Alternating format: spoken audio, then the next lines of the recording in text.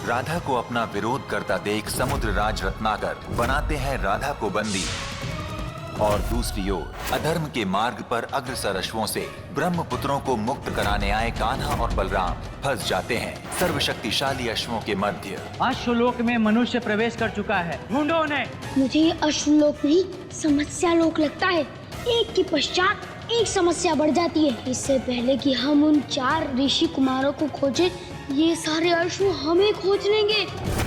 चारों अश्वों के बल के समक्ष स्वयं विष्णु अवतार कान्हा और शेषनाग अवतार बलराम को करना पड़ेगा कठिनाइयों का सामना। किसका इतना दुस्साहस जो अश्वलोक में प्रवेश कर सके? तुम मुझे वहाँ खोज रहे हो, मैं यहाँ खड़ा हूँ। बहुत हो गया, अब मैं देखता हूँ कि तू मेरे क्रोध से कैसे बचता है। राधा पर पितृदोष की छाया आने के कारण लक्ष्मी को करना पड़ेगा वैकुंठ का त्याग। इसका रंग ऐसे कैसे हो गया? कहीं समंदर के उस खारे जल के कारण तो नहीं? क्या मनुष्य का रंग रूप ही सब कुछ है? होना तो नहीं चाहिए, किंतु साधारण जीवन के सबसे बड़ी भूल, सबसे बड़ी विडंबना है। कंस के महाषड्यंत्र का सामना कैसे करेंगे कान्हा? तीनों लोकों की वैभाता को संतुलित। वरादेव, अब क्यों मेरी मैया का जीवन समाप्त करना चाहते हैं? राधा को माता लक्ष्मी से ज्ञात होता है कि कान्हा बनेंगे उनकी माता के संसार से प्रस्थान का कारण और इस कठिन समय में राधा लेती हैं कर्म फलदाता शनिदेव की सहायता। हमारी मैया की रक्षा कीजिए। शनिदेव के रहते तुम्हारी मैया को कुछ नहीं होगा राधा।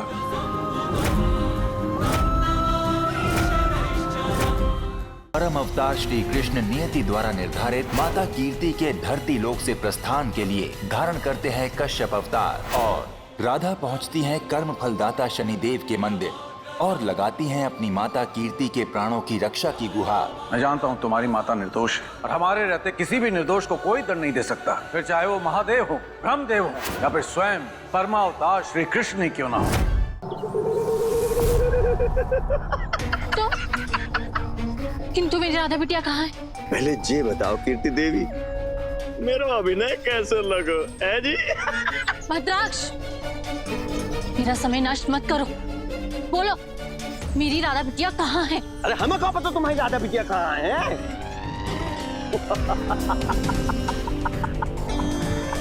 तुम्हें आदेश दियो थे यहाँ बुलाने के लिए, सो बुला लियो। किंतु तुम मुझे यहाँ क्यों बुलाना चाहते थे? ताकि हम तुम्हारी हत्या कर सकें।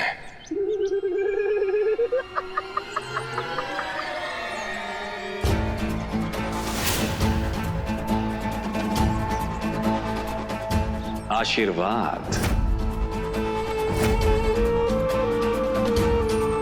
महाराज, ये आप क्या कह रहे हैं? मतलब मेरी हत्या करने से आपको क्या लाभ? कीर्ति देवी, केवल आपकी हत्या कर देने से मुझे वो प्राप्त हो जाएगा जो इतने वर्षों से प्राप्त नहीं कर पाया मैं। इसीलिए मरना तो आपको पड़ेगा। भगवान, जिस समय नष्ट मत कर, शीघ्रता करो राधा की मैया कीर्ति देवी को उद्धार करने में। नहीं, नहीं। भगवान, भगवान जा रही है। भगवान कंस सर्वव्यापी हैं।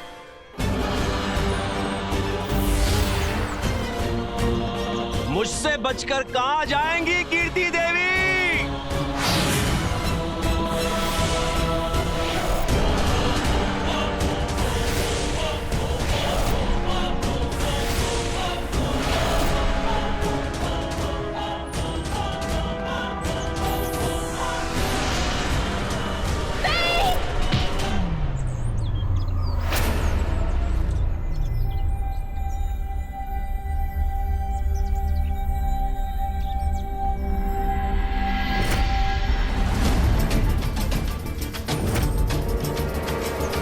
देवी, आप शीघ्रता से यहाँ से जाइए। इस अधर्मी को मैं देख लेता हूँ। किंतु आप। अब मेरी चिंता मत कीजिए, ये मेरा कोई अहित नहीं कर सकता।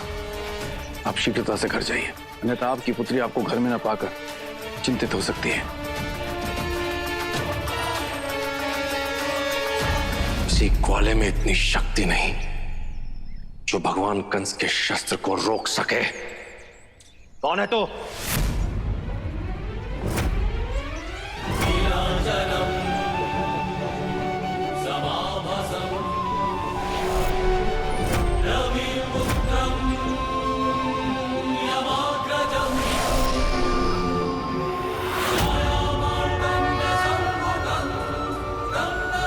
इस सृष्टि का न्यायकर्ता, अन्याय का सबसे बड़ा संहारक सूर्य पुत्र शनिदेव हूं मैं।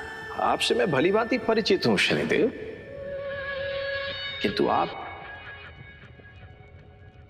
पहले मैंने इतने अधर्म किए, इतने पाप किए, तब तो आप नहीं आए। फिर सहसा कोई विशेष प्रयोजन? ये समझ लो कि तुम्हारे पाप का घड़ा भर चुका है कंस। न जाने कितने देवताओं को पराजित किया मैंने, तो ये कभी नहीं सोचा था कि कभी मेरा सामना स्वतः शनिदेव से होगा। तुमने इतने पाप किए हैं कि एक न एक दिन तुम्हें हमारे सम्मुख आना ही था। कलावती द्वारा परम अवतार श्री कृष्ण की सच्चाई ज्ञात होने के पश्चात कीर्ति स्वयं लेती हैं अपनी मुक्ति का निर्णय और निकल पड़ती है नीलांचल पर्वत की ओर। वहीं दूसरी ओर कान्हा की लीलाओं का आभास लगा चुके शनिदेव कराते हैं राधा को अवगत उनकी माता के निर्णय से। तुम्हारी मैया देवी कीर्ति को इस संसार के शाश्वत सत्य का ज्ञान हो गया, इसीलिए वो प्रभु श्री कृष्ण के शरण में जा पहुंची हैं। मैं कुछ भी करने में असमर्थ हूँ।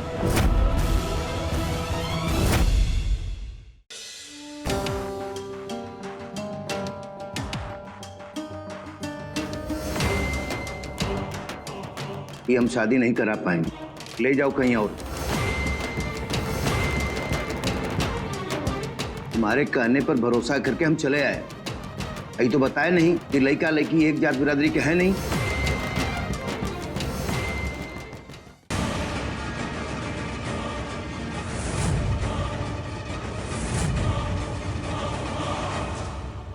तुम्हारा वक्त खत्म हो गया है वैदेही, और शुरू हुआ है मेरा वक्त।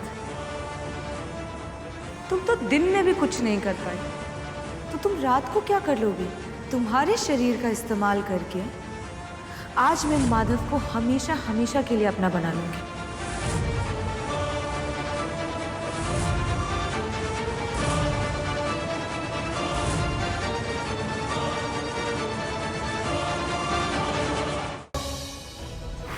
मिर्ची, ये क्या करने जा रही हो तुम? देखो, ये सब करने की कोई जरूरत नहीं है। देखो, ऐसा ना ही करो तुम भी। हमने गुड़िया, हम फैसला ले चुके हैं।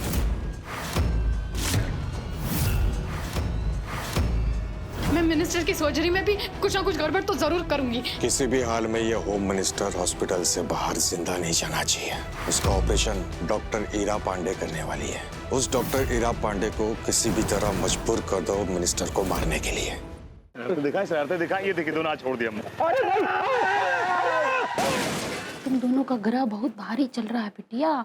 कोनो भी पराये मर्द को तुम लोग अपना चेहरा दिखाने का जरूरत नहीं है अगले 1 महीने तक। और अगर गलती से भी कोनो पराया मर्द तुम लोग का चेहरा देख लेगा ना, तुमका नुकसान तुम्हारे अपने पति को उठाना पड़ेगा। भाभी जी, कुछ हुआ? कुछ नहीं होगा। हमें वो चीज से नफरत है जो तुम्हें पसंद है। हमें वो हर चीज से उतनी ज्यादा नफरत है। अरे दादा, हमें लग रहा हो जाको पुराने जन्म को कजू चक्कर है। कहो को जाको।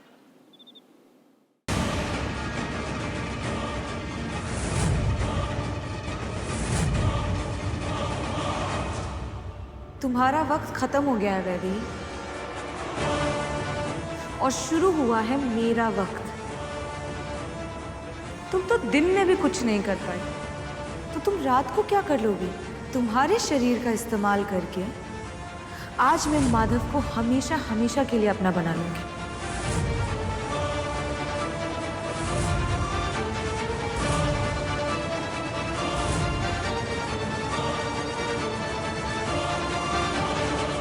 दिखाई शरारतें दिखाई, ये देखिए दोनों आज छोड़ दिया हमने। तुम दोनों का ग्रह बहुत भारी चल रहा है बिटिया। कोनो भी पराये मर्द को तुम लोग अपना चेहरा दिखाने का जरूरत नहीं है अगले 1 महीने तक। और अगर गलती से भी कोनो पराया मर्द तुम लोग का चेहरा देख लेगा ना, तुमका नुकसान तुम्हारे अपने पति को उठाना पड़ेगा।